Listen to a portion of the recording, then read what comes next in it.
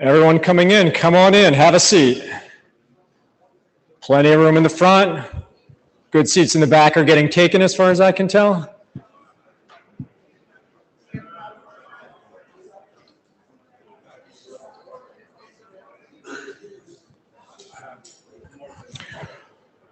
Okay, we're going to get started. Good evening, everyone, and welcome to the IETF 124 Plenary. It's phenomenal to see everyone here in person, and for those of you around the world, thank you for joining us in whatever time zone that you happen to be in.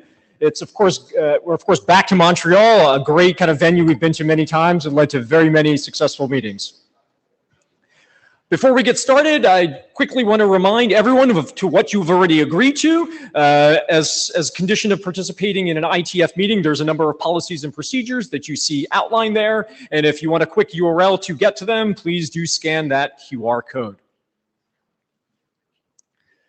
My name is Roman Danilou, and I'm the IETF chair. And this evening we have a fairly packed agenda. We of course have our various standing items where the different leadership bodies are going to give you updates. At the tail end, we are going to be hearing. We're going to have an open mic, so you have an opportunity to engage with those leadership bodies. In between, we have a couple of key important kind of speakers. First, we're going to hear from our meeting host, from Glenn Dean.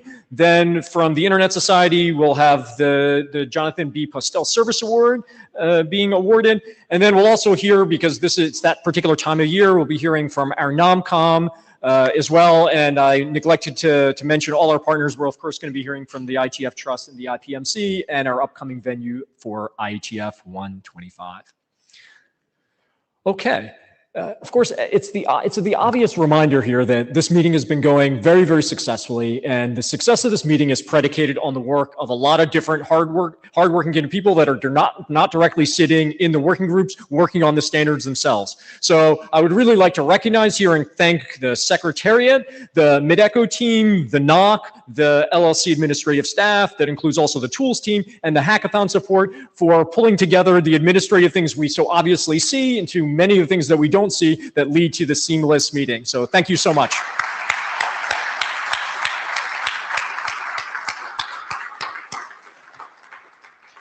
And so for the first item of business, I would welcome to the stage our meeting host from Comcast and NBC Universal, Glenn Dean. Come on up, please.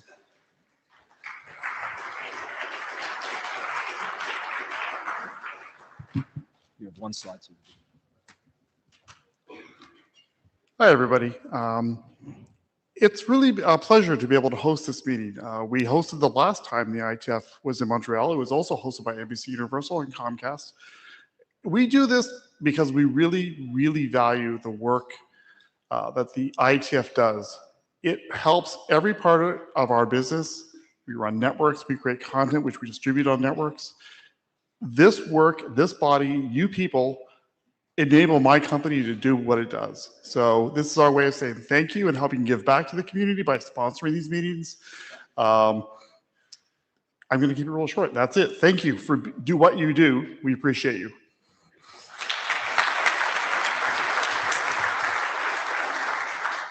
So Glenn, as a token of our appreciation, we wanted to present you to your company this plaque, recognizing your service. There's no photographer this time, so you just shake my hand. And as everyone knows, I have this bad habit to pull away the plaques. No, we'll mail it to you. No, you get to keep this one. That's the real plaque. So next up, I invite the President and CEO of the Internet Society, Sally Wentworth, to present the Jonathan B. Postel Service Award. Thanks.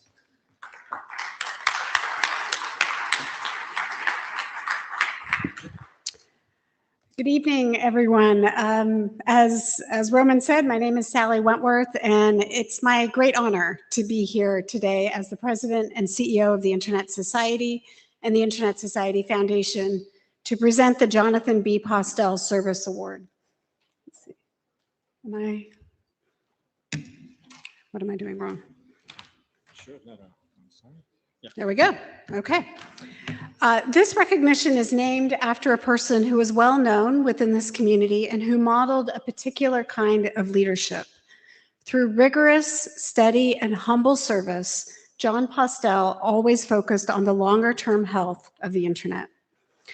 Jonathan B. Postel Service Award is presented annually to an individual or organization that has made outstanding and sustained contributions in service to the Internet community. The selection criteria are focused in 3 areas: technical contributions, leadership, and service to the community.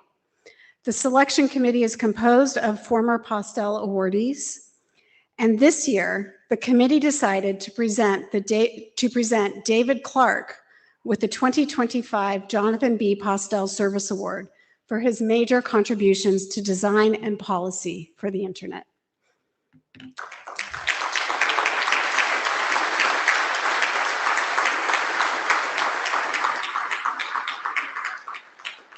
Today, we recognize David Clark not only for his technical accomplishments, but also for a lifetime of service to the Internet, as shown by his commitment to research into the societal and policy implications of Internet technology, as well as into the future architecture of the Internet. Through his work, David has helped the community understand how to build systems that work, and also why certain choices matter for the future of an open, globally connected, secure, and trustworthy Internet for everyone. As chief protocol architect for the Internet from 1981 to 1989, when he chaired the Internet Activities Board, he was instrumental in establishing the architectural foundations that continue to serve billions of people worldwide. At an IETF plenary session in 1992, David outlined how decisions are made within the IETF with his famous statement, "We reject kings, presidents, and votes. We believe in rough consensus and running code."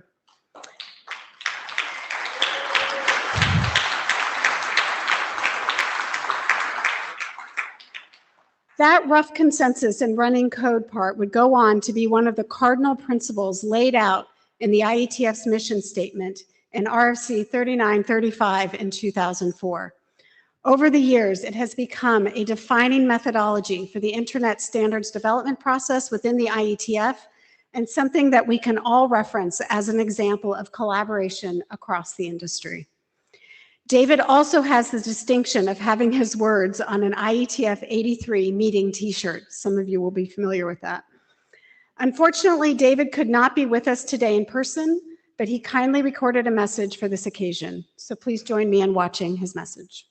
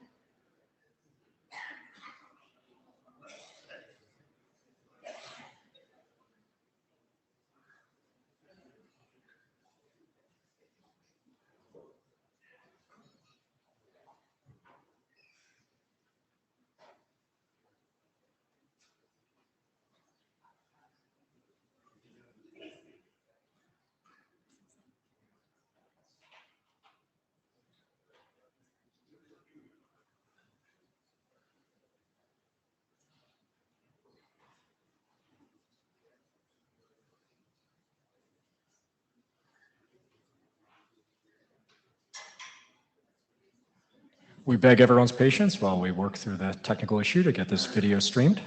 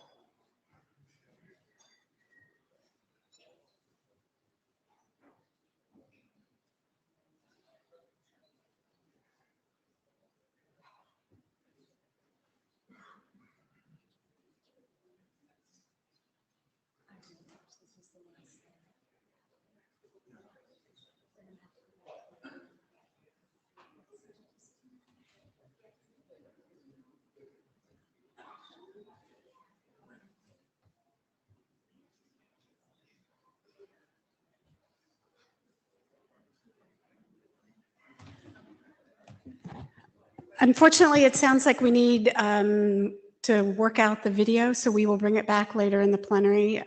But maybe one more round of applause for David Clark. Thank you.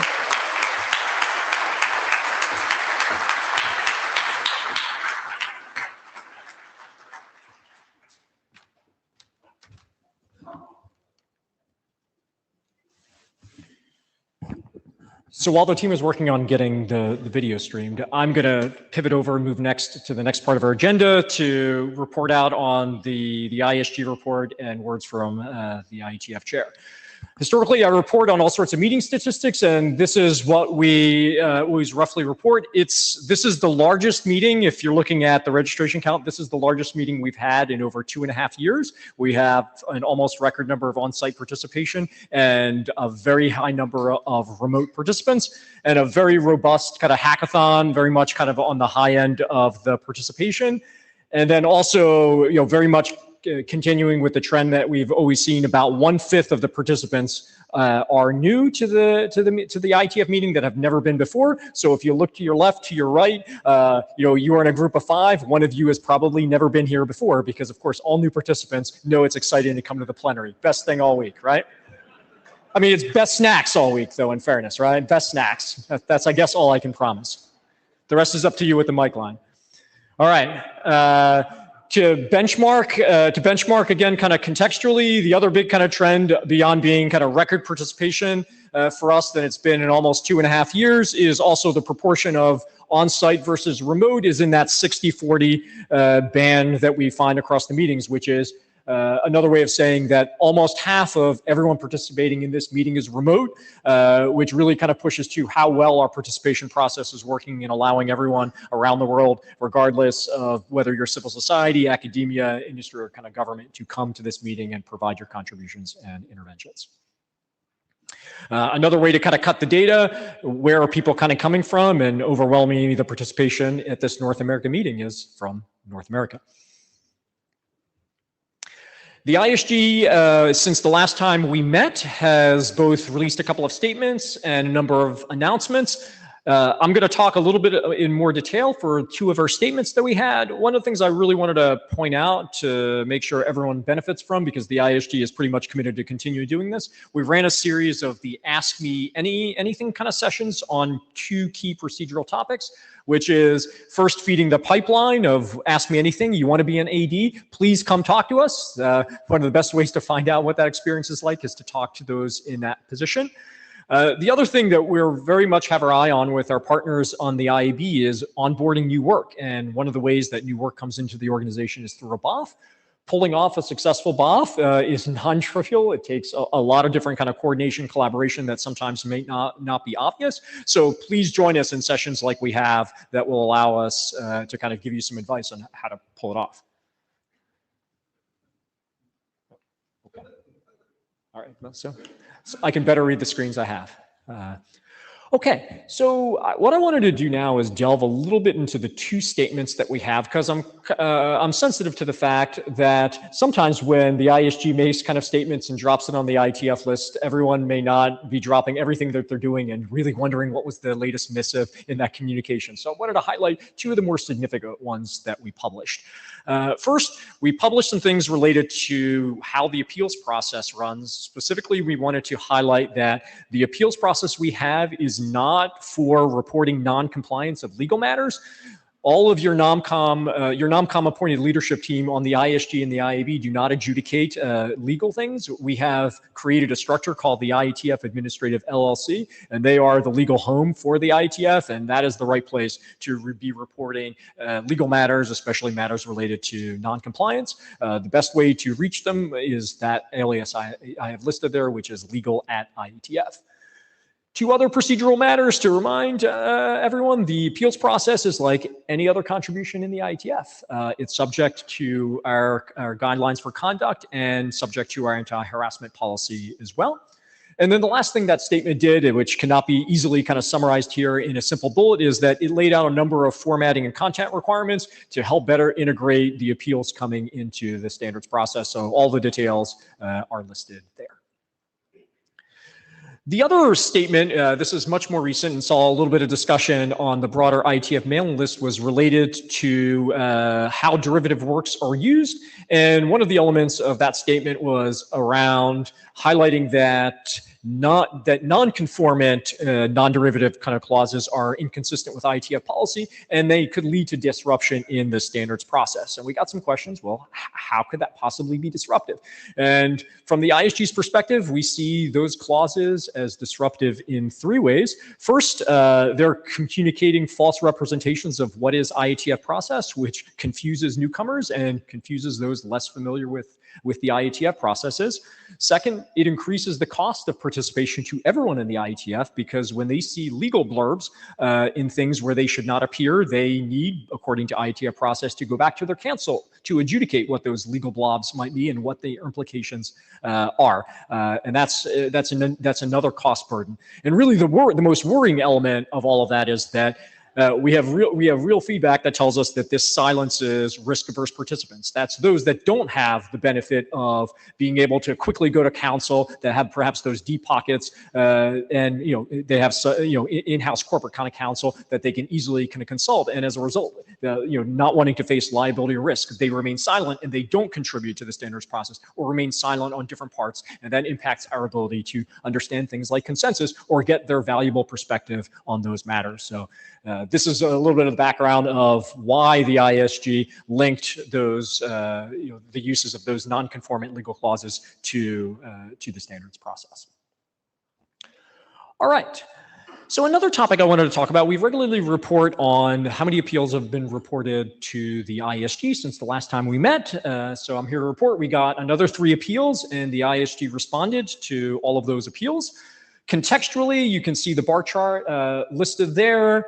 We've seen 6 to date here in 2025, and you've seen that 6 appeals of ISG decisions escalated to the IAB. If we look back on a 10-year time frame, I mean, we're seeing record highs. If you pull back 20 years, we're still a little bit below the high watermark set in 2006. So you got to go back real far. I know there are a number of participants that were probably here that long ago that can kind of remember. So contextually, we are in an unusual situation where there's been a lot of feedback. So the ISG has, really kind of been reflecting on all of these appeals coming in. And I think the top line position to really open with is the ISG's deep kind of commitment that the appeals are an important structural element of the standards process, having the ability to come to leadership to really provide feedback that you made the wrong call, please rethink that call, and to kind of accept that feedback is the path that needs to be preserved regardless of whatever clarity or kind of guidance is given. That's really sacrosanct, and we need to make sure that that appeal path stays ready and clear. Having said that, I also recognize that the ISG you probably observed, the ISG has been working a lot of these kind of appeals, and you may have kind of different kind of positions on where the ISG has landed. And so I wanted to really clarify that the ISG has been navigating really a fine line between how do we deal with process adherence, how do we deal with clarity of kind of existing processes, and where are the seams relative to adherence, and then also really the substance of something in there in kind of those claims. And it is not kind of a clear-cut line, and the ISG welcomes kind of feedback on how we've been navigating kind of that. And ultimately, the eye on the prize for us is making sure that the appeals path stays kind of clean. Everyone can always go to leadership kind of on that. But on the flip side, we also intervene when is required to ensure that the standards process is operating kind of as it should, and the working groups can continue doing the great world-changing work that they're doing to make the internet work better for everyone. I don't often get a mic to talk in front of everyone. There are area meetings all the time. The Gen area meeting, even when we have it, is small. So I want to take this opportunity to talk about all the great things happening in the Gen area. I largely want to do that because people come to the IETF focused on their particular area, and that's phenomenal. You are pushing forward in those areas, but everything we do in Gen affects you, regardless of what area we're on, and we would benefit always from your feedback, if your feedback or your awareness on it. So I wanted to highlight 4 things that are happening from the Gen perspective and welcome you to come participate in that process. So first, we have the ModPod working group on moderation procedures, which is redefining how moderation will work in the IETF. I congratulate the working group for completing their working group last call, pushing it to me for AD review. So now it's in AD processing, assuming that that feedback is adjudicated. The core deliverable of that working group is going to be going to IETF last call, allowing all of you to provide feedback again on that topic. If you are interested in two other big structural mechanisms of here in the IETF when we publish documents, you want to explore how we specify requirements to IANA in our documents, join us in IANA BIS. If you have interest in the standards process itself, documents like 2020-26, or the working group kind of procedures 2418, both of those documents are open. Please come to kind of ProCon and kind of contribute to what will be the new way we do the standards process here in the IETF. And then less visible, although I posted a few times on the IETF list, there are some needs and changes coming for how our intellectual property is managed. So we need to reopen 5378, which talks about our policy guidance and how our IPR is handled with the trust that I'm sure Glenn is going to talk about a little bit later. So if you have interest in updating that particular document, please come to the IPR-W working group. And then last, I wanted to highlight some things that the ISG has been asking of the tools team. We want to increase our transparency into, frankly, what's happening across the areas, what's happening in the ISG. So we continue to be minting new dashboards so you can watch the work that we are doing on your behalf, or you can watch high level what's happening across the working groups kind of in a roll up kind of fashion. So since the last time we met, 2 new dashboards have been rolled out. And what they do is they give you a single pane of glass view of all the documents in ISG processing instead of giving you just an AD version of that view. And then the other dashboard gives you different counts and roll-ups of the size of the IETF measured by area, measured by working group, measured by kind of ADs, and gives you kind of a sense of what's happening where and the size and scale of that different activity. Okay, so I welcome to the stage, a critical component of what is selected out of the Gen area is our Ombuds team, and I'm delighted to have kind of David kind of talk us through some new information they have for you. David? Thank you, Roman. Well, thank you, Roman. I'm David Skenazy, and I'm one of the 4 members of the Ombuds team. So on the Ombuds team these days, we have Avri, who is also here today, Siobhan, Sophia, and myself. So the Ombuds team deals in the unfortunate aspect of harassment. So when there are cases that are outside of the realm of the code of conduct, that when it veers into harassment, we are here to help. You can come talk to us either in person, feel free to come talk to us at any point, or via email, or by emailing any of us at any point. I also have a quick report over the last year just to give an update of the community on how we're doing on this front. We've had 8 cases related to email and public mailing lists, 1 case related to in-person behavior, 1 for private virtual interaction, 2 requests for advice, which, by the way, if you're not sure if something is harassment, don't hesitate to come talk to us. We're happy to provide advice. And we've had 2 appeals of an Ombuds team decision. And given the confidentiality of what we do, when you talk to us, we keep it confidential. I can't give you any more information, but you can also trust that if you ever have a concern, we will keep it completely confidential. All right, back to you, Owen. Thank you, David, and I want to thank the Ombuds team for producing that transparency report. I think it's really critical for us to get at least a minimum sense that we can, given the confidentiality requirements of that team, so you can see how hard they're working for us how hard they're working in the community. So I want to invite to the stage Allison Mankin, who has been who recently stepped down from the Ombuds team, but served for almost 9 years from its inception. She's been a foundational kind of element to define how we run as an Ombuds team. And as you just saw David talk just a little bit about the stats of just last year of all the work they're doing behind the scenes, this is really a tireless job of pure service. By definition, no one can know what they did. No one can know how they transformed the community. And so Allison was doing that thankless job for 9 years, and you really got us bootstrapped from the very, very beginning. Come on up, Allison. You bootstrapped us.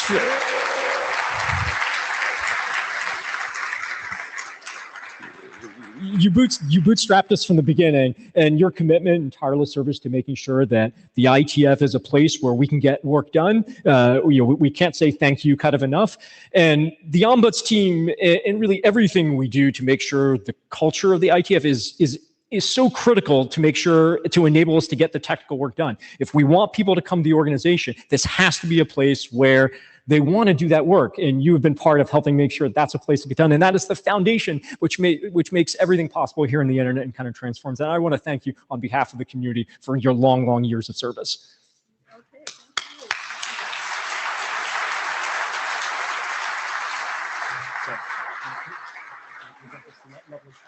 thank you. Yes. Thank you, Roman. Get a box for me.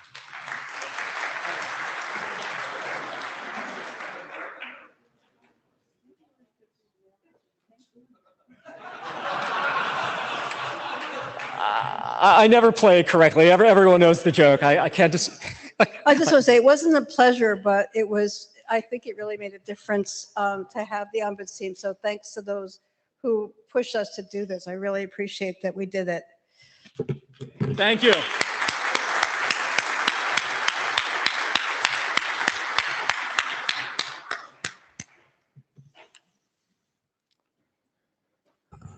Okay.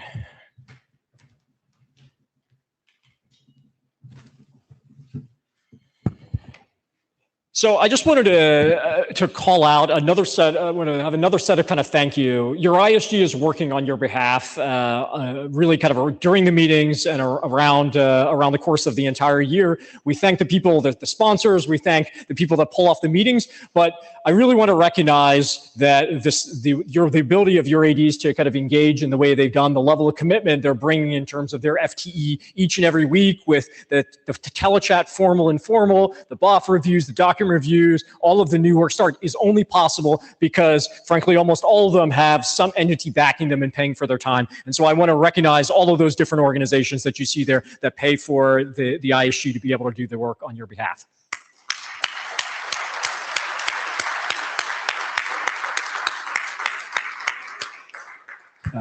So that is almost the end of my, that's almost the end of kind of my slot. So that's the end of my prepare thing. One other thing I wanted to add, which was really kind of a pop-up, and I want to apologize on behalf of the ISG to the community.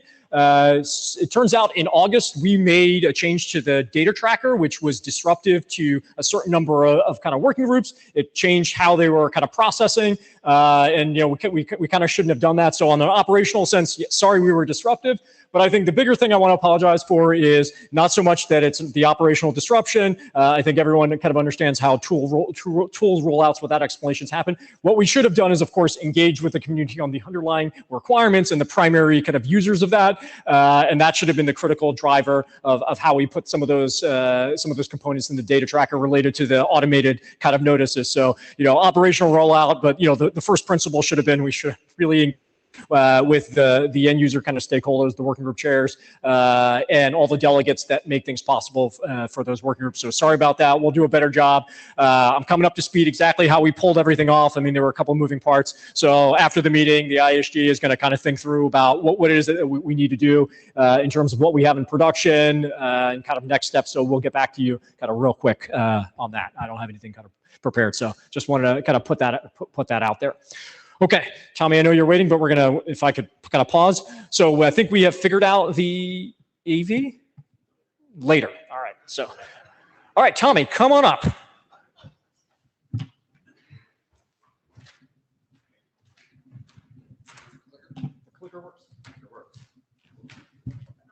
All right, thank you, Roman. Hi, everyone. I'm Tommy Pauly. I'm in the IAB chair, so I'll be sharing the report from the IAB, the Internet Architecture Board, with you today. The full report is available on Data Tracker. We emailed that out before the meeting began. I just want to highlight a couple things. So we're in a season of doing a couple workshops. Last month, we had a joint workshop with the W3C looking at age-based restrictions. This is a very interesting and relevant topic. There is a report that is forthcoming. Hopefully we'll have something out to the community by the end of the year as the initial workshop report. But if you're interested, you can also come to the IAB Open meeting tomorrow, where we're going to have a good chunk of time to discuss how that workshop went. We are also hosting a upcoming virtual workshop in December, looking at IP address geolocation topics. This is something where we've already received the contributions and sent out invitations, but watch this space for seeing how that goes. And we're really looking forward to having that discussion with the community. We also have several appointments going on right now. So there is a current call for nominations for the ISE, Independent Stream Editor position, that are ongoing.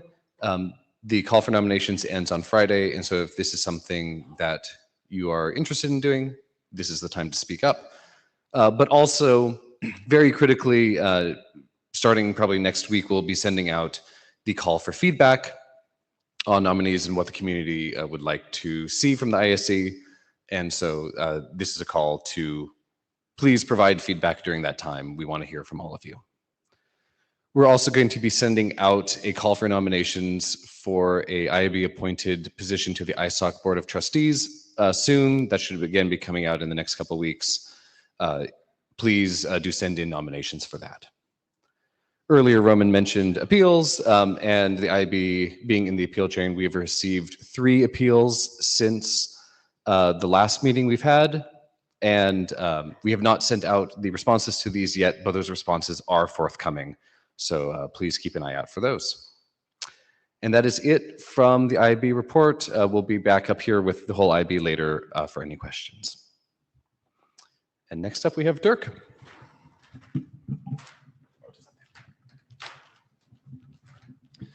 Thank you, Tommy. Hello, I'm Dirk Kutscher. I'm the chair of the Internet Research Task Force.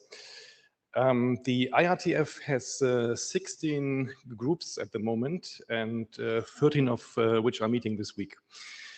I'm happy to announce that we started a new group called Space RG. So Space RG is about the broader research questions about systems and protocol aspects for circumstellar environments. And they have their first meeting tomorrow afternoon. So if you're interested, please join that meeting. The IRTF has 2 academic institutions for raising our research profile, for supporting high quality research, and for bringing new people to this community. So the Applied Networking Research Workshop and the Applied Networking Research Prize. And so we had ANRW, the workshop in summer in Madrid, and we're now starting the planning for the next round. So I'm happy to have Thomas Schmidt and Suresh Krishnan chairing the workshop, and expect the call for papers to come out in December, and looking forward to your submissions. ANRW, the Applied Networking Research Prize. We are awarding this to noteworthy, relevant, impactful papers on applied networking at top-tier conferences in the past year. And then we invite the winners to the IETF to give talks. So this is kindly supported by ISOC, Compass, and NBC Universal. And so this week we had 2 really excellent talks. So one by Jacob Ginessen on a formal analysis of SCTP, and one by Saksham Agarwal for his work on host congestion control. And if you haven't seen that, please check out the videos and the papers on the IRTF webpage. We're also honored to have Nata Teixeira from Netflix giving a keynote at IRTF Open earlier this week on a talk called Low Orbit High Impact, what we've learned for Netflix streaming over Starlink. So highly interesting. I recommend checking this out. We also have the IRTF Diversity Travel Grants that allow us to invite early career researchers from all over the world to participate our meetings. So this time we had 4 people joining from Asia, Africa, South America. And so we are already running the process for IETF 125. And the deadline for applications is at the end of next week. So if you know anybody or want to apply, please keep that in mind. And then finally, our job is also to, look for new important topics for the IETF, and we're doing this in different ways. So we have side meetings during this week, and one of the other measures we are doing is we are going to like top-tier conferences to engage with the academics there. One of the things we're doing is we're holding a workshop at the upcoming ACM CONEXT conference in Hong Kong in December. On internet working challenges for AI. So if you plan to attend that, please make sure you also attend the workshop. That's it for me. Thank you. Next would be Benno. So while Benno is coming up, a public service announcement. I noticed there's some folks standing here. I know you want to stay for the whole plenary. There is some prime seating over there that's aisle accessible that you can kind of relax in. Come on up. Thank you. So, good afternoon. Sorry. Good afternoon. Yes, I have the honor to get a status update of the NOMCOM work this year. So, I'm the chair of the current NOMCOM cycle 25-26. We have 10 voting members and we have the 7 non-voting members. The non-voting members are advisors to the voting members. So typically the liaisons give advice about the positions and the job requirement for the positions to be filled. And as a group, we watch over the process and advise the voting members. The voting members, well, I'm very happy with the current group. They're very enthusiastic, energetic. We started on Sunday morning. We started with interviews on Sunday afternoon. Now it's Wednesday, 3.5 days later, they're still energetic and enthusiastic. We have another day to run for interviews, and Friday we will start a deliberation. So I'm really happy with the group. I want to express that also here in the public. I told them several times in the room, but now you know. Now everybody knows it's a great group of people. What are we doing? The NOMCOM by numbers. So, apologies. So this year we are working to fill 15 positions. So there are the 6 IAB positions to be filled. For, of course, the IETF LLC board and IETF Trust, 1 position both. The 6 the 6 areas in the IESG, and this year also the IETF chair. So these are the positions to be filled. I hope it's big enough to see it on the screen. The number of unique nominees is 111, and the number accepted is 41. So it's just over 1/3. So we're a little bit low on accepted nominees for the interviews. We have a good set of nominees, so we're super happy. But we had to extend the deadline, for example, for arts area. At the deadline, we didn't have any accepted nominee. And we extended for 3 weeks, and we have 4 very good candidates, so we're super happy. But for next year, I would ask you in the room, or all people that are nominated for next year, and you're not sure you're up to the job yet, still accept it. Because see it as a job application. The first time can be exciting, but the next time you know how the procedure goes, what's asked for. And you also, as chairs and co-chairs and previous chairs, we're more than happy to mentor, so to help you to get, well, a future IETF leadership position. So please keep that in the back of your mind for next IETF NOMCOM cycle.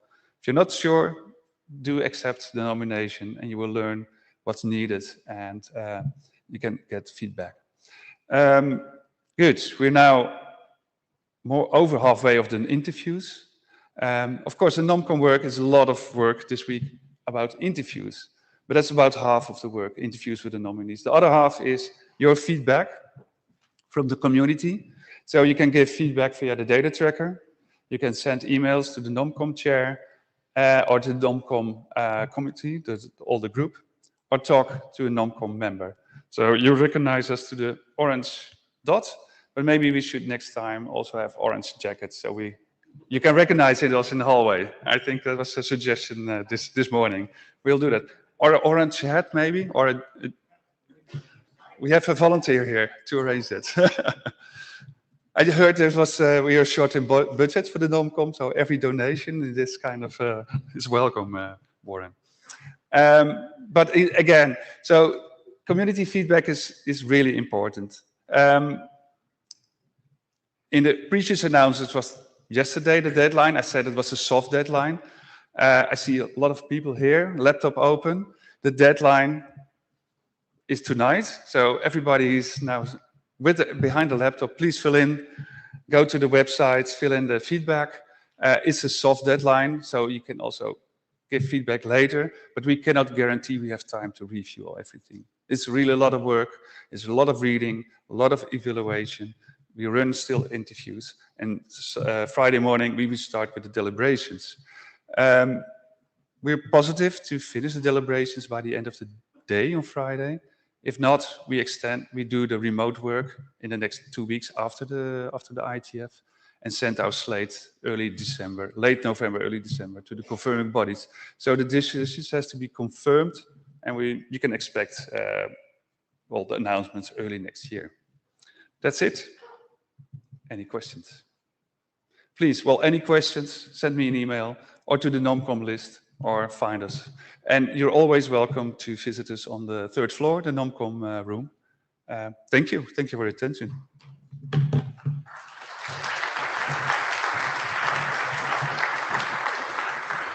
While Glenn is coming up to give a report on the IPMC, I see people flipping and loading up the NOMCOM feedback site. If you would like to quote the stats of how much feedback we have, we can check later in the program here whether we got the necessary feedback, and we can set thresholds, lock doors, to make sure you get what you need. All right. Hello, I'm Glenn Dean, and I'm here in my role as the chair of the IETF Trust. And I'm going to give away a secret. I think I know why he steals away the plaques, because I've got my plaque down there. I was looking at, Roman, you have a rock star signature. Like it is a beautiful signature that looks like a Hollywood star has it. My 2nd grade teacher would never be prouder about my penmanship. I practiced really hard. I wish I had it in 2nd grade. Oh, no, it's beautiful. I wish I had a signature like that. That's an awesome signature. So now we know why he steals them away. He doesn't want anybody else to have it. Anyhow, I'm Glenn Dean, and I am the chair of probably the most boring, if we do our job right, part of the IETF. So this is the report we give at every plenary of what we've been up to since the last plenary. In case you don't know, there are 5 trustees. And they serve as trustees and directors of the Intellectual Property Management Corporation, or we like to call it the IPMC. These are the 5 people that have given their time. They're all volunteers. We're not paid and compensated in any way. We do this because we want to.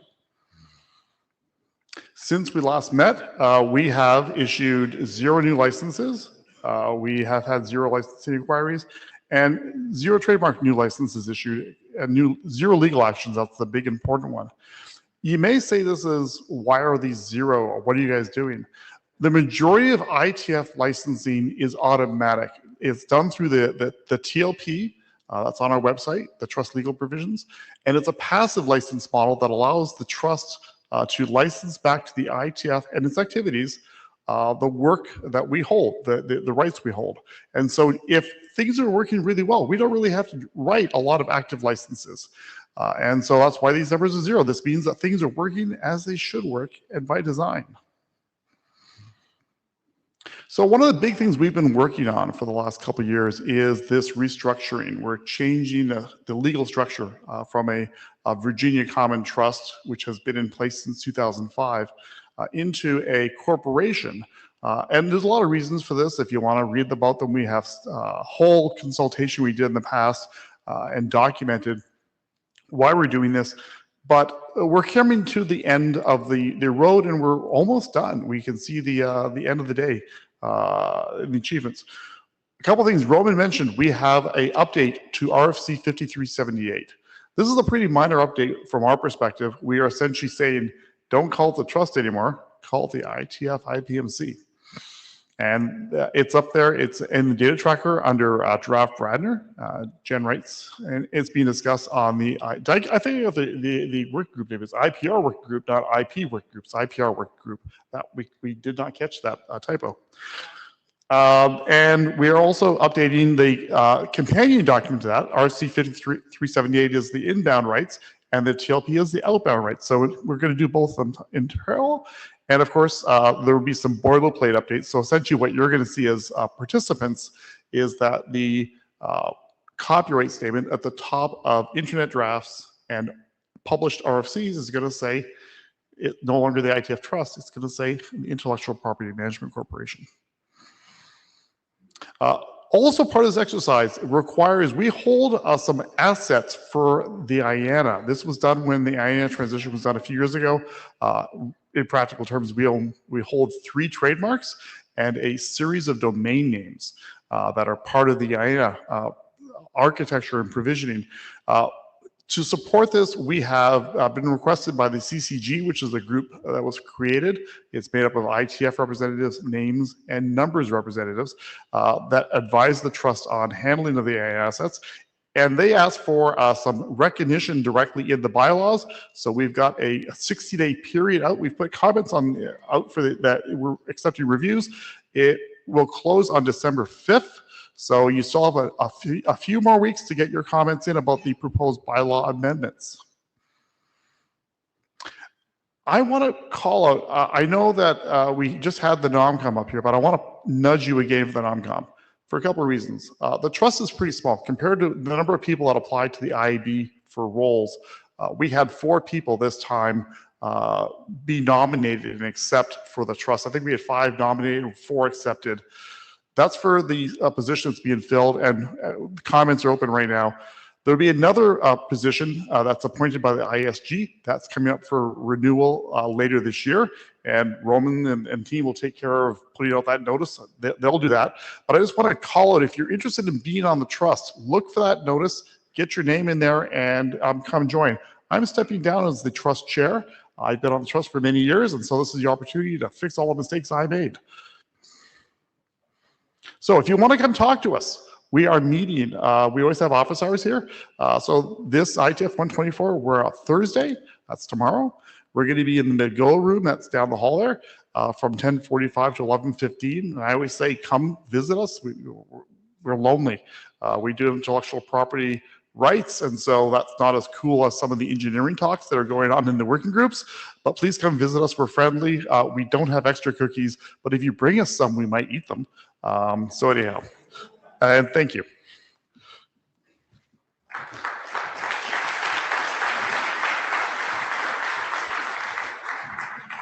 All right, Jay, come on up and Miriam for the IETF Administrative LLC. Again, I will point out public service now, there is prime aisle seating over there if anyone wants to sit down. I saw some early exits, good for you. Come on down, and Benno, are you tracking the numbers or are they going up? All right. All right, so we're getting some feedback. Please keep the feedback coming for the NOMCOM. I mean, again, multitask here. Well, hello, and from the LLC, welcome to Montreal. As Roman has noted, we have very high participation, both here and online. So this is looking like a very good meeting so far. So first of all, I want to thank our meeting host. We've already had Glenn present, but this is a joint sponsorship by Comcast and NBC Universal. They've been a long-time host. They're a long-time supporter of the IETF. They give sponsor other things as well as the meetings. They're one of the very easy to work with. They have very clear views about what they want to do. They're very simple to get on with. They're a great host. Thank you very much to Comcast and NBC Universal.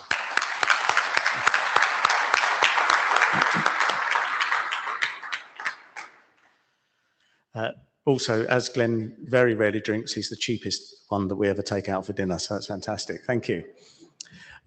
So also thank you to our gold sponsors. On diversity and inclusion, we have Akamai and Huawei, and on running code, we have Ericsson. Thank you very much.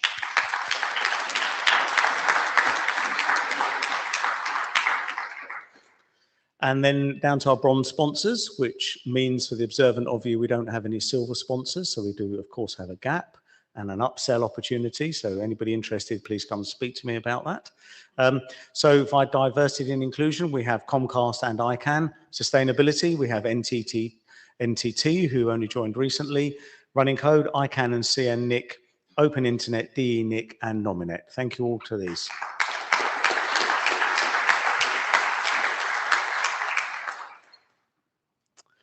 And thank you also to our equipment services and connectivity sponsors. Those of you who've heard me give this before know that we get an enormous amount of free equipment, free services, free help, and other things from these people. Many of these people have people here as well at the meeting. So if we have problems with it, we have engineers on site to call upon. We're able to do some extraordinary things as a result of this. So thank you very much to all of these companies.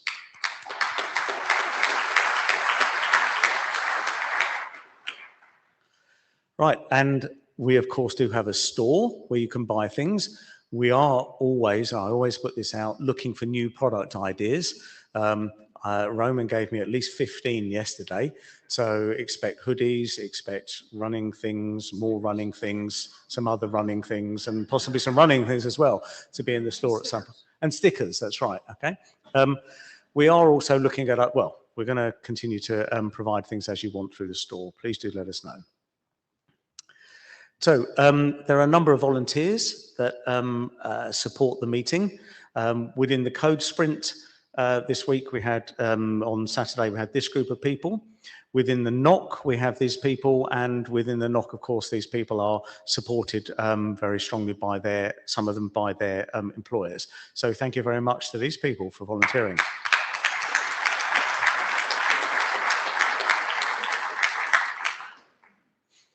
And then thank you to the team, Secretariat, Mitako, that's how you pronounce it, excellent, and the NOC. Thank you again very much for the work that you do.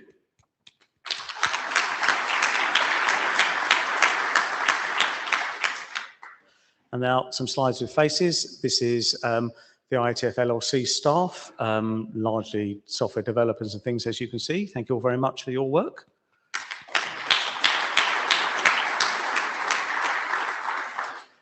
We haven't added names to this slide. Apologies for that. This is the RPC. We will be adding slides. We just haven't got together to do something slightly different. But we do have, I think, almost half of the RPC here. We have a desk out in reception. Please come and meet them. Please come and talk to them and see how they're getting on. Thank you very much to them.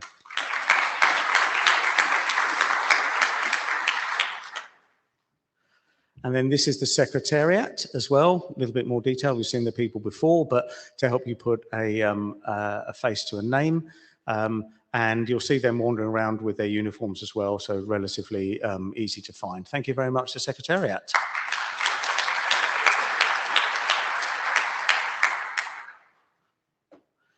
And then thank you to our global hosts. These are the people who make multi-year commitments to support the IETF.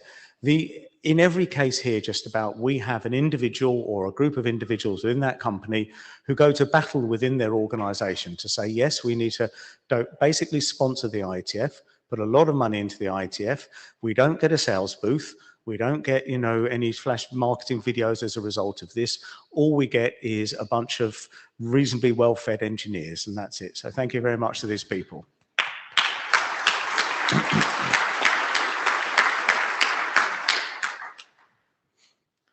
So, IETF 125, Shenzhen, registration is open. We will be showing a video, I'm not entirely sure, it's ready, but it's ready to go. So for those of you that don't know, Shenzhen is a city in mainland China. It's very close to Hong Kong. You can fly directly into Shenzhen, or you can fly into Hong Kong and catch a high-speed train.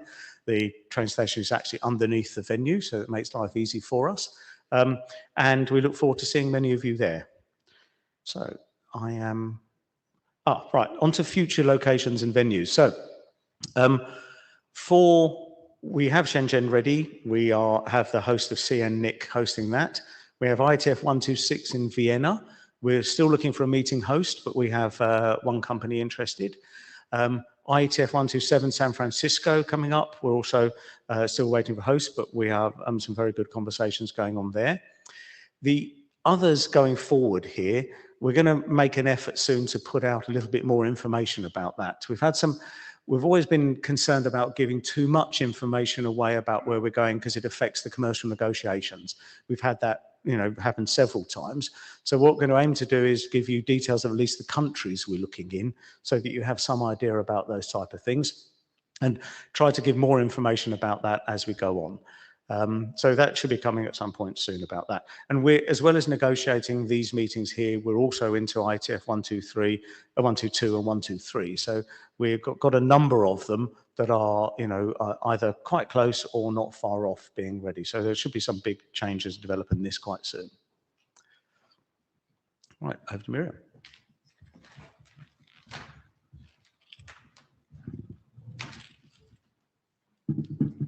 Thank you. Well, I'm Miriam Kühne. I'm the chair of the LLC board, and I have just a few slides. Is this one? Thank you. Here are all the board members. Most of us are here. You'll see us later on stage. Only George is online, but he's also participating.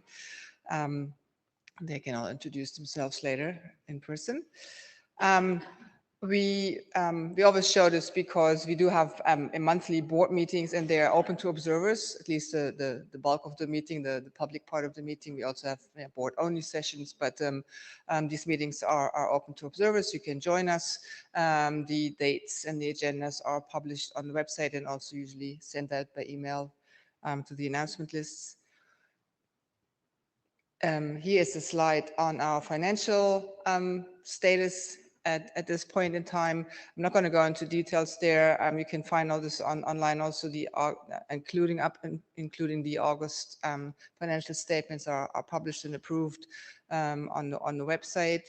There is even some more information here on the slide. I'm also not going to go through this in detail because it's really a detailed financial information, but this gives some additional explanations to some of the items on the slide before, so you can look at that in your spare time. And if you have any questions, please don't hesitate to contact us. And our treasurer is also here, and our financial officer, so they can all give you more information in the hallways if you're interested. This is a list that we usually show of what we're currently working on. Fundraising is usually always on top because it's a reoccurring item for us as on the board, but of course also in the LLC and the secretariat. We're working together to find new sponsors, and we've reviewed our strategy a bit, to be more flexible and allow sponsors to contribute to the buckets that they feel most comfortable with, like the endowment or operational or meetings, like Jay has just shown the hosts, for instance. We've also reviewed our investment strategy and streamlined that a bit, so that is ongoing work. We've also looked at our communications, and as you know, we publish the minutes and agendas and decisions online. We're also trying to be a bit more formal about what kind of resolutions and decisions we make, how we make decisions. We've looked at possibly also publishing kind of statements similar to what the IAB statements are, and not kind of formal statements, but something that you could maybe refer to if necessary, if the LLC comes out with them, or official statement. It's probably not going to happen very often, but something we are considering. There's currently a consultation out on the proposed meeting fees, future meeting fees that Jay has sent out on the list. I believe the deadline is mid-November, 14th of November, I think. You can still give us feedback on the proposed numbers in that email. And we've also submitted some comments for the changes that the trust has published on their changed bylaws. And there was also a meeting, some of us have participated in a meeting with the trust earlier this week to go through those comments. And yeah, the secretariat contract is coming up, and so we're looking into that. That's currently on our plate, and it's pretty much all I have to share here with you. Of course, we are there to answer any questions later on the agenda, just here so you know how to find us. get some email lists. You can find us as a board, or also, our executive director. And then there are some URLs with various information like financial statements, the minutes, and so forth, and our policies. So yeah, that's all from me. Thank you.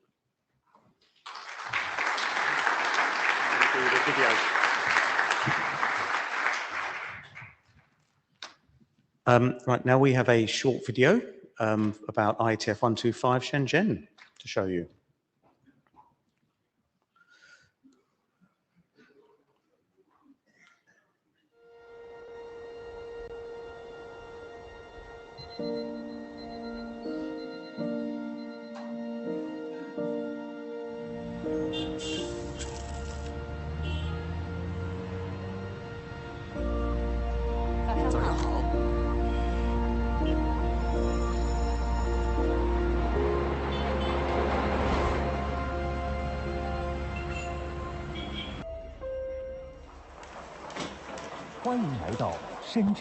Welcome to Shenzhen.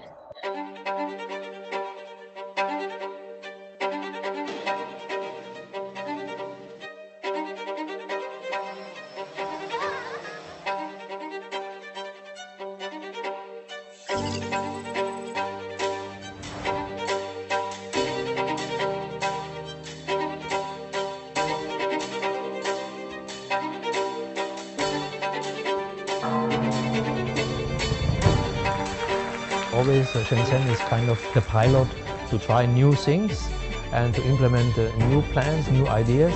Shenzhen is really focusing on the level playing field.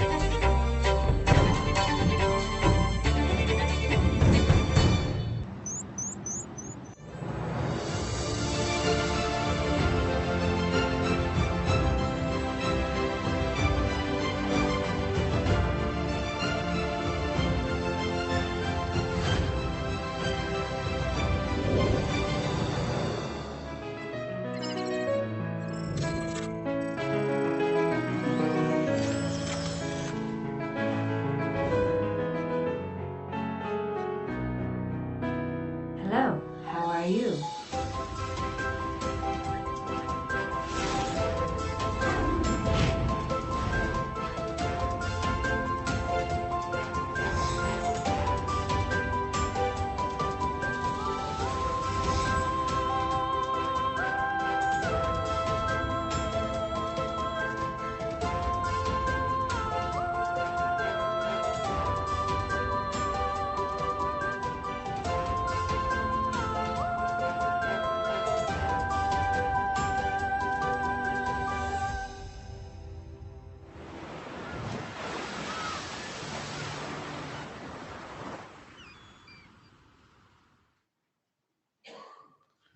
Right, thank you. Hope to see many of you there.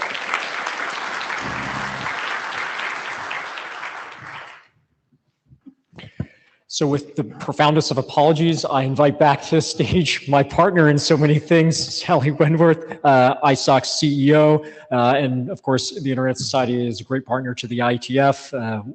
Again, profound apologies for the technical difficulties we had in presenting the Postel Award. So can we get the slides back and then we'll cut over to the video, please? No. I'm so sorry, Sally. Profoundly sorry.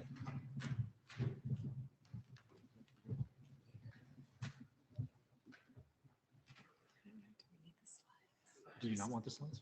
I mean, we could just go back to the video. Or are you sure? Okay. All right. Can we, are you ready for the video? Yeah. Could we please queue up the video?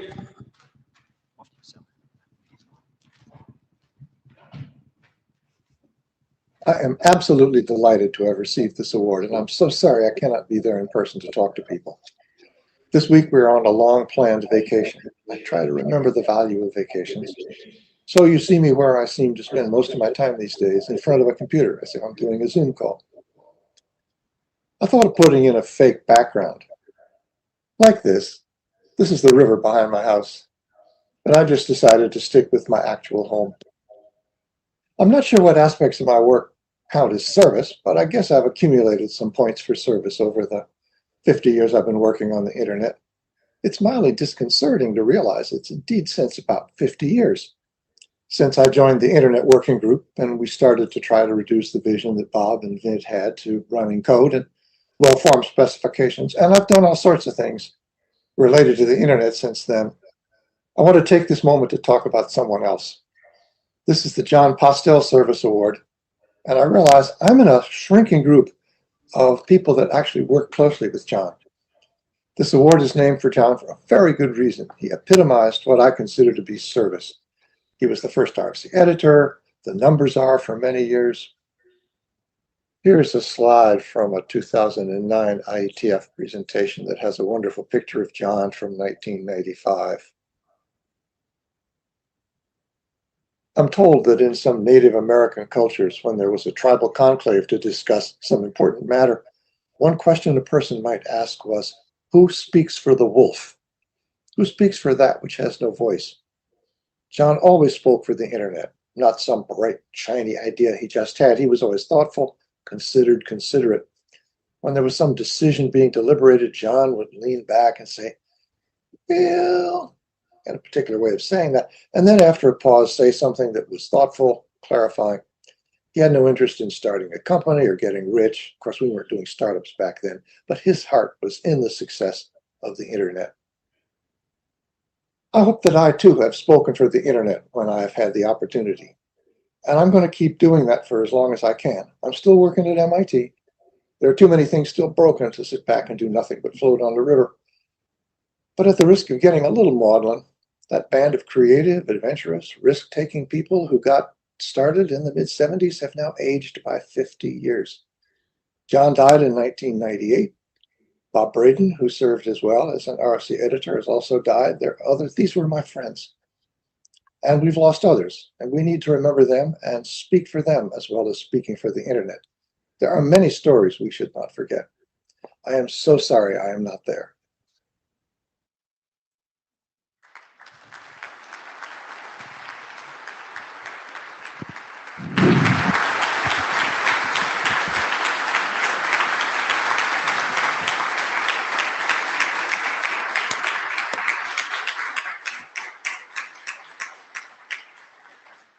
So once again, thank you for including me today. And it's a real honor to pay tribute to people like David Clark, who's done so much to build and contribute to the internet that we all benefit from and the internet that we're still trying to build for the future. We will have a remote ceremony where David will be available to participate, and we will have a celebration of him in that session. I think it's on November 20th. So once again, thank you and congratulations to David.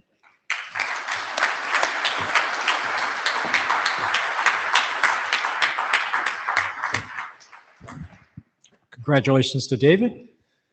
We pivot now to the next portion of our agenda. It's the first of our open mic sessions. It's the IAB, and Tommy's going to lead us through that.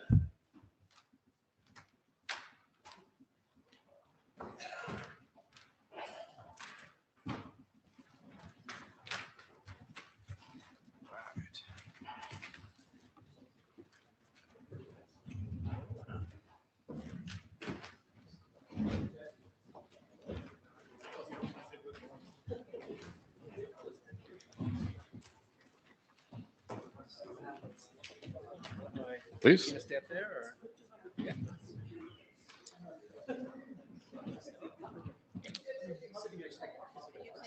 All right. Hello, everyone. This is the IAB, the Internet Architecture Board. And first, we'll quickly go through and introduce everyone. Let's start at this side. Dirk Kutscher, IETF Chair. Colin Jennings. Todi. Suresh Krishnan. Warren Kamari. Roman Dinelio, IETF Chair. Mia Kulewind. Mark Nottingham. Tommy Pauly, IAB Chair. Janai Iyengar. Matthew Bocci. Jason Levin-Good. Cheng Wu. Alvaro Rutana. All right. At this point, we are open for any questions. We're also open for questions tomorrow at the IAB Open. Bob is first. Bob Moskowitz. As I said on the list earlier, at the end of this week, we have completed 40 years. This completes, by my math, 40 years of the IETF. There are a few people who were here at the onset, and it's amazing they are still with us here active. And so I think we should give recognition to those who got this started and what we've accomplished in the last 40 years. Thank you.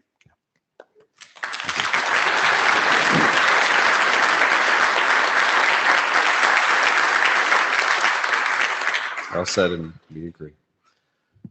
I think I see Bob here and like Leisha, who's probably been around for the whole time. Bob? Right, St. John's. David Potter. While we're giving acknowledgement, 2 weeks ago was RIPE 91 in Bucharest, and I was positively surprised to see Mirja there, to see Suresh there, to see Eric Wink there. And they actually went and talked to the operator community and were visible. And that is incredibly important. It was quite well received by the people I've talked to there in the operator community. As far as I know, this came at personal cost to Mirja and Suresh. So I'm not sure what we can do to support this, but if we can find some way to do more of that, that would be really great. And thank you to Mirja, thank you to Suresh, and thank you to Eric Wink. And yeah. Thank you very much, David. And we do really like this outreach stuff. And thanks for Drew for coordinating and Greg Wood as well. And we do really love talking to the communities, and we are trying to do this like at least in a periodic manner, if not every meeting, but at least try to make this an ongoing thing. And we are tracking it and greatly appreciate your feedback. Thank you.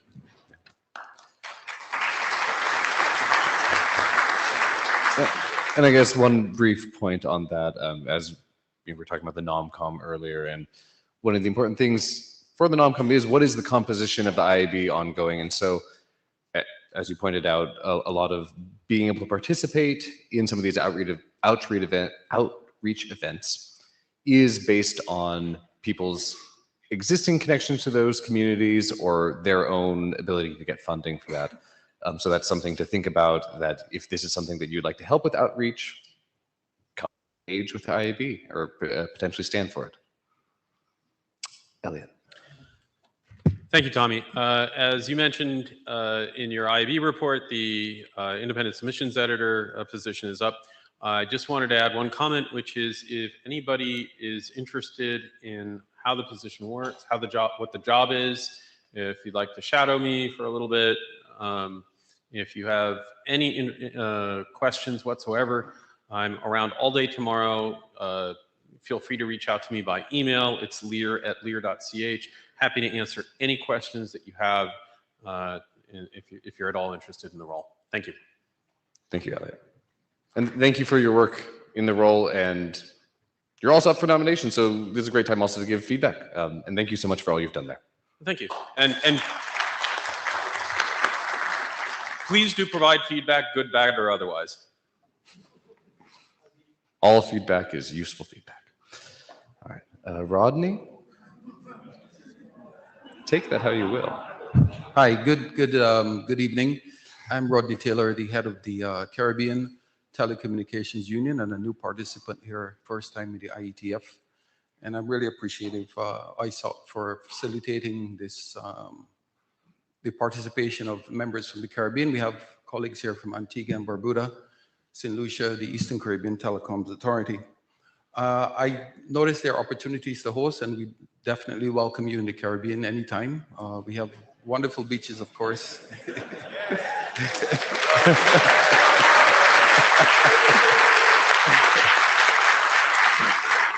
More than welcome. In a past life, I was also the chair of the Barbados chapter of the Internet Society, and we hosted the Barbados' first Internet Governance Forum very successfully. In fact, that first meeting, we honored a gentleman by the name of Alan Emptage, who is in the Internet Hall of Fame. We're very proud of that fact because he's from Barbados, a little tiny speck on the globe. You have to zoom way in to find it in the Caribbean. So we're very proud of the fact that Alan Emptage developed the first search engine. We also celebrated 21 years of the Internet Governance Forum, the Caribbean Internet Governance Forum this year in Cuba. It's actually the longest standing Internet Governance Forum globally. It's actually before the UN IGF. And so I wanted to express my appreciation to ISOC, the CEO, and all of the leaders who came and spoke with us today. It's definitely broadened my horizons, and I want to see more Caribbean participation within these spaces, our youth involvement and so on. I'm more involved in the ITU. I'm actually co-facilitator of a working group within ITU for international, there's an international advisory body on cable protection, cable resilience, submarine cable resilience. And of course, 95% of global traffic moves still on submarine cables, and it's important to protect them. And we are looking at geographic diversity in small states and fostering connectivity. So for small islands, it is the economics of connecting submarine cables, which are very expensive. It's not always there, and therefore we have to look at private-public partnerships and so on. But my involvement here has definitely broadened my horizons. Within the Caribbean, there's been a lot of discussion on fair share and OTT issues, and I raised it within our discussions, and I actually was very pleased with the response I got. And I think there's more opportunity for collaboration with ISOC and with IETF, the Caribbean policymakers. So let me express my appreciation, Olaf and all the others who engaged with us today, and it's definitely been very eye-opening for me. Thank you very much. Thank you.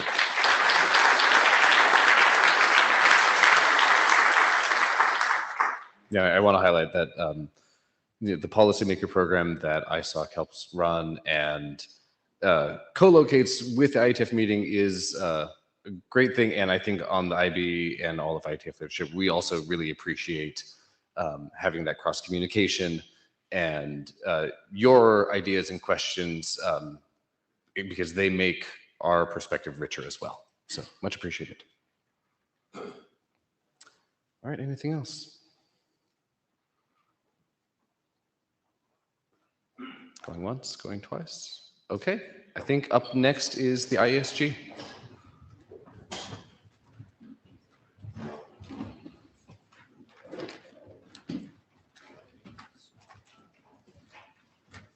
No.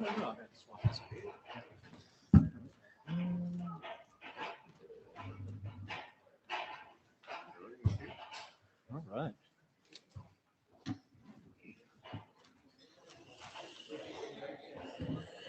All right, I invite the ISG to continue.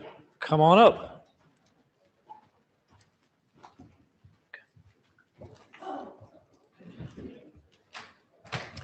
Benno, how are we doing with the NomCom feedback? Is it getting better? We got more feedback? Indeed, it does work. And especially feedback on the IETF chair is wonderful. You're going up. I don't know why. Feedback is a gift. Okay, we are going to get started. Let's start with the introductions. Eric, can you get us started? Eric Klein, Internet Area Director. Gunther van der Velde, Routing. Paul Wouters, Security. Andy Newton, Art. Deb Cooley, Security. Mohamed Boukader, OPSI.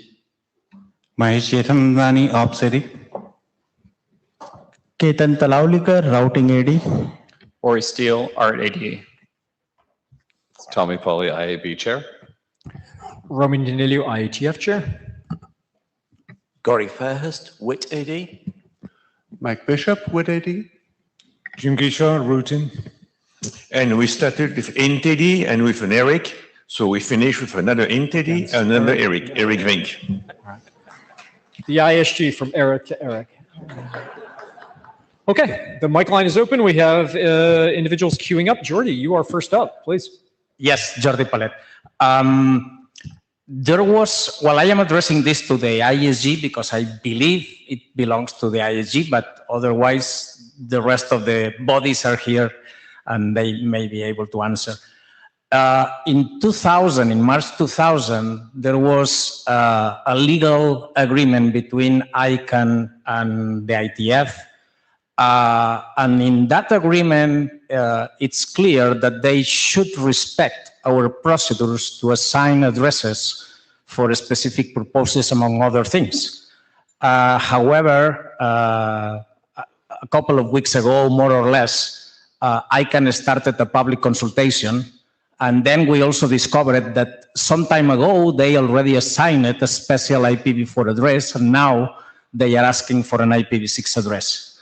Obviously, this is against a legal agreement, and I want to know what is doing the ISG about that, because I have not seen any comment on that. We had some discussion in 6-man and V6 Ops, but I think we should have a higher level response much quickly than having nothing at the moment. So, if you don't mind, there was a meeting between the ISG and IANA on Monday. This topic went there, of course, and I sincerely believe that there's no misbehavior or any malice from ICANN. There's simply a lack of knowledge about our own processes. And the plan is, after this week, because I mean, as ISG, we are quite busy this week, is basically to find somebody, maybe you, because you are involved there and you are volunteer, right? You said yes, I said yes. So you are volunteering, basically writing a draft, requesting and assigning now 2 addresses, one V4 and V6, for this purpose, and not the purposes of ICANN, what I say, provisional blocking of domain for testing and so on, but because we can use those addresses not only for the GTLD and the CCTLD, but even for sub.sub.sub.example.org. So it will be much more generic. It will not be linked to ICANN, and then we can go to ICANN and say, please use those addresses. That's the plan. Okay. What do you think? I didn't say I am sure. I mentioned that in some mailing list. I am sure they did not that on bad faith. That's to be clear. But I think that at least they should stop the public consultation, correct the information, because in the web page, even the IPv6 address that was there was wrongly written, and make a public, let's say, we should not have done this, okay? I think it's important that they say we did that by mistake, and we are bound to the IETF procedures for these kind of things. But yes, the plan you mentioned, I think is what I was expecting. Thank you.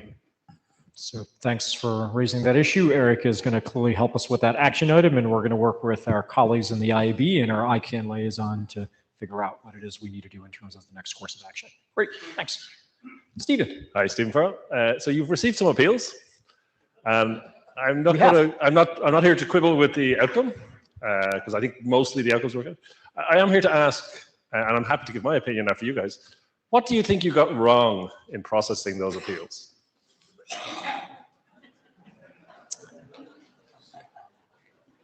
Well, Stephen, why don't you tell us what you think we did wrong? Well, it's not just a joke question.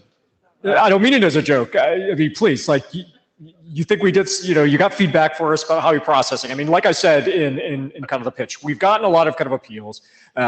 There's a lot of things about how some of the appellants were participating in the process. We have engaged on that. We have engaged on providing process clarity where we thought there was ambiguity, both for the appellant and for the broader communities that we're impacting. And we have engaged kind of on the substance of those appeals. I also understand we did multiple rounds on kind of certain topics. There really is a fine line we're trying to kind of the needle we're trying to thread here along making sure we have process adherence, providing the necessary kind of protections for the standards kind of process, and making sure that we're working the substance of the appeals, and the path to the appeals is always open, and like there's a fine line to thread kind of on all those kind of dimensions. So, I think we mostly got it right. I'm sure that we didn't get it completely right. I welcome the feedback to sharpen our approach. Okay. Do any other ISG members have an answer? I'd like to add a little. Mike, please. So in terms of what we got wrong, I think all of our recent appeal responses were then appealed to the IAB. So we're waiting for the IAB to tell us that. The IAB will tell us what we got wrong or not, and we'll go from there. One thing I think that this process has uncovered for us, though, is some places where we currently operate on norms and tradition as opposed to having things spelled out as explicitly as they might be in the RFCs that define our process. And so I think there are some steps that we probably should consider in terms of formalizing or stepping up the way things are structured. And we note that the ProCon working group already exists. That might require a recharter for it to do more things or a different venue, but I think there is some work to be done here. Okay. Well, I'm happy to give my opinion. I think one of the things you got wrong is that you didn't focus on the substance up front. You seemed, from my perspective, to focus on the wrapping and the content and the presentation and the arse boxing and causing more and more appeals, which I think seemed, from my perspective, counterproductive. And it's interesting that your reaction is to try and formalize it more, as opposed to one of our other traditions is to try and understand the substance, the meat, and try and deal with that. And if we have to deal with formalism, sure. But formally, the first thing I think should be trying to figure out the substance of what's going on. So that's my feedback. So I can reply a little bit to that, since I was like one of the main targets here. The problem seemed to have been that there was no way to cause less disruption on the list, because the more words I was using in the appeal for the non-essential parts of what you said, the more voluminous messages came to the list with even more distractions that I was supposed to answer. And so at some point you really have to just put the emergency brake on and go like, well, now we're going to have to be a little bit more formal. Let's get things going so that we can sort of, not deal with all the sidetracks and actually get to the core business. Maybe I should have done I had done the analysis of the core question that was not actually in the appeal, like did the working group chairs make the right decision on the consensus call or not. I should have probably sent it out a little bit sooner, but it's kind of weird to answer an appeal when you're also meanwhile asking that person to fix the appeal to send to you. So it was a bit of a catch-22 situation here. Okay. And I acknowledge that it's a very difficult set of appeals dealing with a relatively difficult person. So I acknowledge it wasn't easy, but nonetheless, that's my feedback. And I hope you kind of maybe reflect on that and see, did your reaction to the awkward, irritating, annoying, mostly bogus appeal text actually make it worse? Can I ask you a clarifying question? You say appeals plural? Yeah. Do you mean all of the appeals? I have utterly lost track of all the nonsense. Yeah, so I mean, we've worked 8 appeals in the last, I don't know, 6-7 months. Yeah. No, sorry, I didn't mean every single appeal. Oh. No, I meant the sequence of appeals that I'm talking about. Sure. So the latest ones. The whole shebang. Well, we have to remember them all. Right. So. Right. I'm glad if you do reflect on it, and I hope you don't go down the route and say we need more formalism, because I don't think that's the right approach. Well, I mean, I think, as Mike kind of mentioned, one of the places where we would benefit tremendously from is community consensus feedback, which is one of the reasons why why 5378 is open. 5378 was open before to address exactly the situation Glenn was talking about, but there's clearly other issues to talk about. So please bring that discussion to make sure the community consensus documents are where they need to be. That's the best guidance we can have. So thank you for that. And sorry, can I one more comment? It seems that part of when there were appeal issues happening, both in content and in process, it seems to be that the people that were sort of clearly in a rough consensus used this process to relitigate the same issue again. And it was actually kind of obvious that they were already in the rough consensus. And sure, I can go formally sort of point that out in a list, both in numbers and both in topics raised and answered and addressed. But it really felt to me that a few people just trying to go for a second and a third chance for the exact same thing without actually adding new information to the process. And in terms of the specific work that I was suggesting, I think the most concrete one, if you look at the IESG charter, it is informational. It says that it was written as input with the expectation that the community would write a charter for what they want the IESG to do. And the community never did. That never happened. So we have an informational charter that we've been acting on since then. But yes, I really think there should be a BCP charter that tells us what our job is as opposed to the informational document that describes what we have been doing.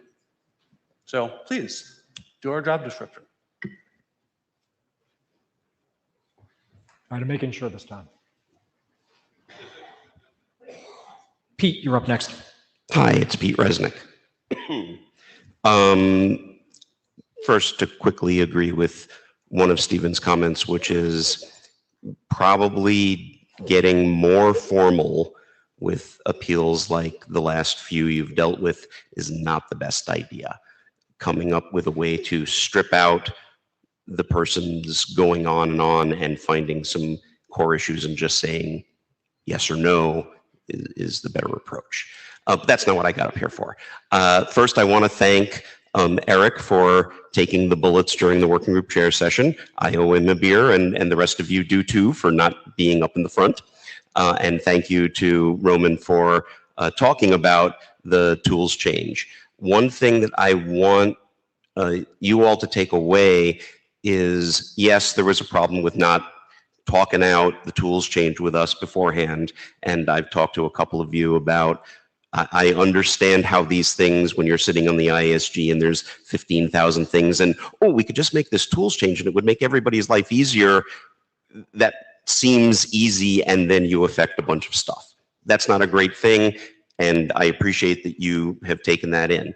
The other bit, though, that I think you really need to take seriously is that tools change sort of led to an implied process change.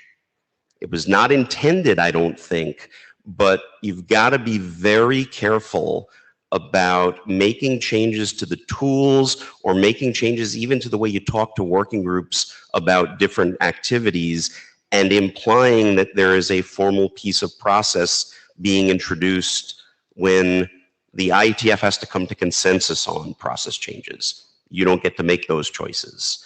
In this case, it sounded like document adoption was suddenly becoming a real part of the IESG way of looking at documents, and it's not in our processes. And you can have a working group say the chair assigns a working group editor, and that is now our document with a blank page and no adoption step goes on. And there's a couple of different ways that no real adoption can happen. And if you want to introduce to the community the idea that maybe we should formalize that, great, have that discussion. I don't think it would be a great idea. I know others who think it would be a wonderful idea. But don't change tools or don't say things that will imply that to the community. You're exactly right, Pete. Like, as we said, we apologize, and we didn't mean to suggest there was a process change with this tooling, and we're going to look into what kind of transpired and figure out kind of some process-wise, minimally got a little more change control about us, how we put our tickets in and how they're ultimately actioned in the tool stream. Thanks for the feedback. Okay, James.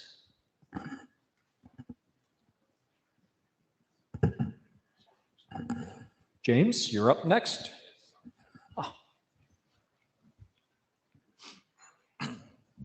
All right, thank you very much. So my name is James Kunle Olorundare. I'm from Nigeria, okay? And I'm the president of Internet Society Nigerian chapter. This is my first time attending IETF. And I must say that I think I'm really excited, you know, because I studied engineering and this is the kind of thing I really, really want to be involving, okay? Yeah, so I observed a couple of things which I feel probably maybe you may be able to answer. However, if that is not within your purview, maybe you may refer me to appropriate person, so to say. So number one, it has to do with the newcomers, you know, session. Yeah, like I said, I have engineering background and I've been involved in a lot of standardization, processes, ITU, ISO, and so on and so forth. And I know that, you can have a newcomer session, right? And I think it should have been an isolated session in such a way as not to clash with another program, so that at least there will be concentration. All the newcomers will be able to attend without having a divided attention, as in, oh, okay, I want to attend this, and at the same time I want to attend that other program. That actually happens to me, okay? So I missed part of the newcomer session, and I didn't feel too good about that. So I'm just thinking, okay, fine, maybe a solution could be that maybe a newcomer session should be organized in such a way as not to clash with any other program. That is on one hand. Then on the other hand, I was looking at the history of RFC, and I got to know that, okay, it all started around 1969, and the name RFC was adopted. I may be wrong, but that was what I read anyway. It was adopted because there was a need to encourage people to always comment or make suggestion on a particular standard. But I know that RFC actually stands for request for comment. So for me, it doesn't sit well like, okay, this is actually a final document that has been approved as a standard. So I'm like, okay, there should be a name that is more like anybody looking at it will know that, okay, this is actually a standard. Maybe Internet Engineering Standard or something like that, IES. And then for the ones that are still in draft, I think RFC can be maintained. So I'm just thinking, so that at least there will be a clear-cut definition of what is a standard and what is not a standard. But I know that RFC has been adopted, but I'm just saying that I think we can do something about it. Thank you very much. Great, thanks for the feedback. So I heard two concrete things that I want to respond to. So one about the no clash to the newcomers events. Yeah, thank you. We'll take that in advisement. I think the strongest thing we can do is, I think you're going to get a post-meeting survey, and please provide that. One of the bits of information we collect is what conflicted against what, and that provides us better insight into future scheduling. Please, if it's going to get caught in the minutes here, but please provide that post-meeting survey, and we'll try to adjudicate that in the next scheduling. On the branding issue of whether we need to rename the RFC or create a new series, I honestly don't have a great answer on how to engage on that particular topic. Minting a new series is not something we've ever done before. We've always published in the RFC series. We've created different streams. One thing I might suggest is, if the text in RFC 2026, which explains the different types of RFCs, may really clarify the different purposes they each have and how some of the metadata may make it a little clearer to the outside observer about the disposition of it. The other piece of feedback I might have is, there's definitely some perhaps outside confusion on the brand itself, and we are literally launching a new website of the RFC editor where we're trying to eliminate some of that confusion, better convey what's baked, what's not, what's experimental, what's not, and they're actively collecting feedback. I think you can go to the RFC editor desk all week to talk with them in their future plans. That might be another good place to provide that feedback, because any feedback you have can probably be merged in the next couple months into what the new launch is. So thank you for those observations. That's very helpful. Thank you.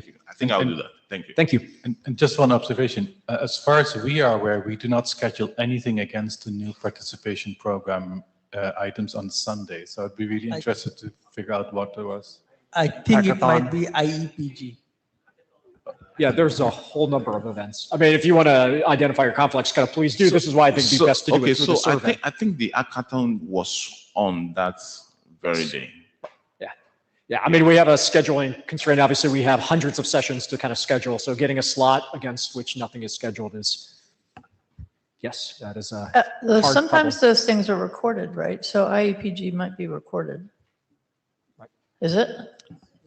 Yes. Yeah, so you should be able to watch the recording afterwards, at least.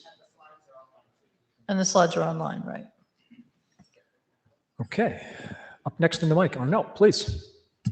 Hi, Arnaud Tadei. So I'm going to speak as myself. So I'm speaking here because I feel guilty for not having taken the mic at the last IETF plenary in Madrid. The topic was about Shenzhen. I was shell-shocked by what I heard that day. And I was very happy to see the video. I was happy to see that people clapped for that. But here is the problem. The problem is that we are in a world that is changing dramatically fast, and shit is going to happen faster than we think. When I heard the disgraceful comments about people not willing to come to China for various reasons and various considerations and so on, and some are perfectly legitimate, but the ideology behind it was really bad. Chinese colleagues worked with us since years, if not decades. They are engineers like us. They come here and they contribute. Their companies have to fight sometimes to get budget, to organize themselves, to have internal Chinese competition with their government, and they don't always agree, and it's hard for them. And they come and they contribute and make this place a good place. So I don't understand why suddenly we have to let ideology drive us. That's a Pandora box that is extremely dangerous. And given what's going to happen, if we let this to continue to happen, we're going to have more and more problems. Let me take the counterpoint of that. That's 33 years ago in the US. I love this country. That's the first time in my life that when I go to the US, I fear of what's going to happen. I have to ask myself the question. It's very interesting to see the agenda. When is San Francisco IETF 127? Think about the agenda when this is going to happen. What will happen at that time if shit happens? Should we accept to go to San Francisco? So where is this ending? Should I contest everything that we are dealing to go to country X or country Y because we don't like this or we don't like that? We are a technical body. We should stay as a technical body. So here, I think we should make sure that this Pandora box closes. We should have a dialogue with those people who have a problem. I am from the ITUT SG17 chair. I can tell you techno-diplomacy, I have to do it every single day, and it's not a problem for us. So why is it it's a problem here? So my point is that we should be careful about what's happening here, and I will come to China. Hopefully, I will have my budget done. I support you. You should keep doing what you have to do. The Chinese colleagues have put money in us. They are investing. They are sponsoring us. So we should be really careful what we are doing here. Over.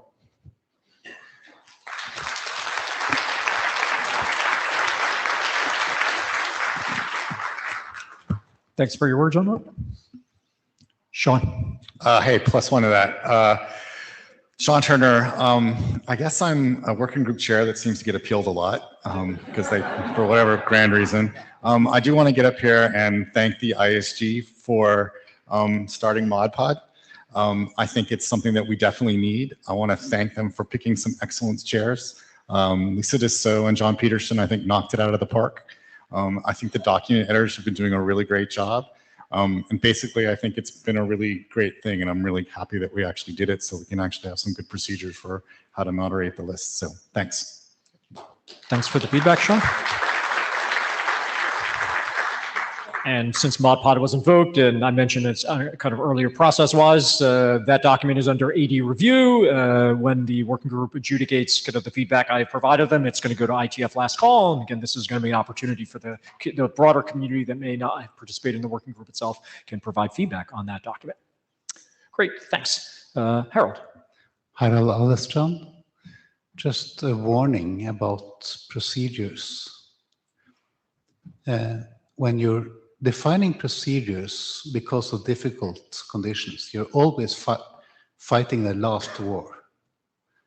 And it's very easy to set up procedures in such a way that they can be used against you. So the informality of the ISG's processes is sometimes very deliberate because it gives us the maneuvering room to fight the next war. So in setting up procedures, be careful not to box yourself in. Yep. Yep, noted in consideration. Thanks. Andrew. Hi, Andrew Campling. Firstly, completely agree with the last point. Whilst it's tempting to go to ever more detailed procedures and processes, if someone's determined to game the system and find loopholes, that will make it easier. So I think vagueness, looseness is a feature, not a bug. I'd stick with the feature, would be my advice. Three other quick points. So the reason I came up, firstly, it's great to see a combined dispatch session again this time round. I'd urge you to continue to do that. The process stuff, as we've learned to our cost recently, matters. Putting that in a corner somewhere as a gen dispatch session that most people don't go to is a mistake. So whether the community wants to or not, I think you should force us to pay attention to that, please. Also, thank you for doing more outreach and showing up in more places, whether that's the IGF, RIPE, etc. It's really important, and just turning up is well received, and it does project a message that this community wants to engage with others and not sitting alone in a box by itself. And then finally, since you thanked a lot of people we didn't thank, the moderation team. It's a pretty thankless job with only critics. They're not really the censorship team. They're all volunteers, and I think it's amazing that they're prepared to do that. So thank you to them. 100%.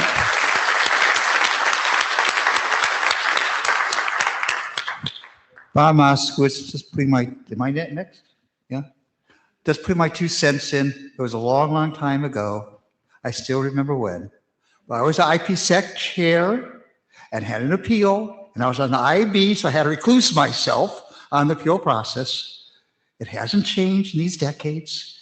I congratulate you people on how you continue to manage this process, because it's hard. And thank you so much. Thanks, Bob.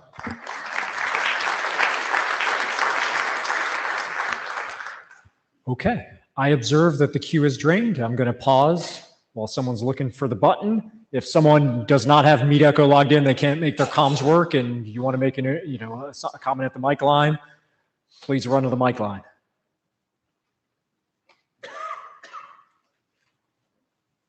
Okay, I think that's everything for the ISG. Kind of thank you. And we're going to pivot over to the IETF LLC.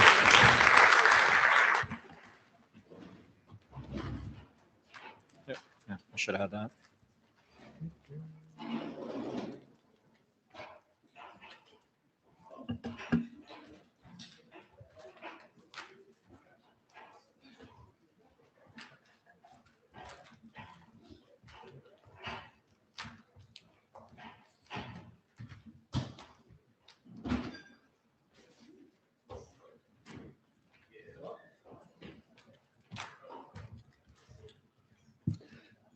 Hello again. Oh, there's George. I can see you here, and you're also there. Excellent. Well, I'm Miriam Kuhn again, chair of the IETF LLC board. Maybe do quick introductions, starting there on the far left from me. Yes. Thank you. Shauna Turner, director and treasurer. Gonzalo Camarillo. Roman Danelu. And George. George Moyhusen. And we also have Jay Daly there as the executive director of the LLC. Yeah. Any questions? Where's the queue? I don't see anyone. This can't be true.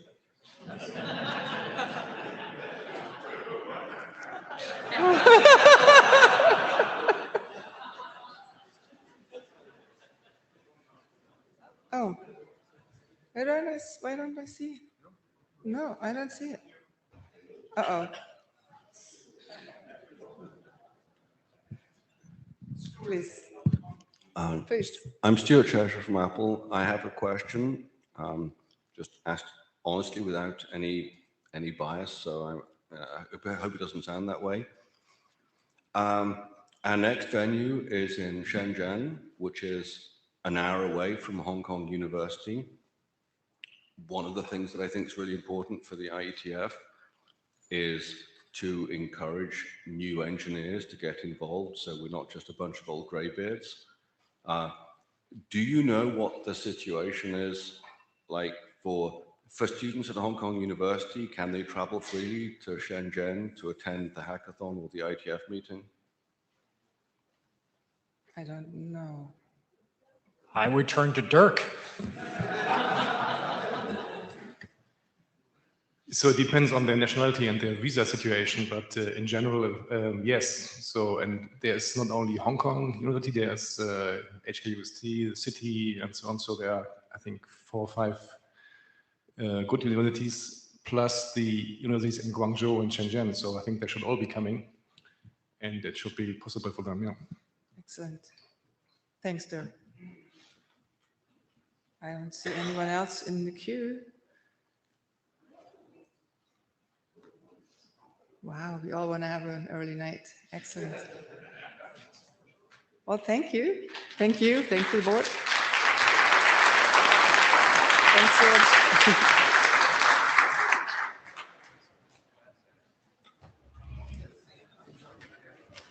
Well, that's it, everyone. So we've done all our open mics. It's been fabulous having you here. Please have a good rest of your evening.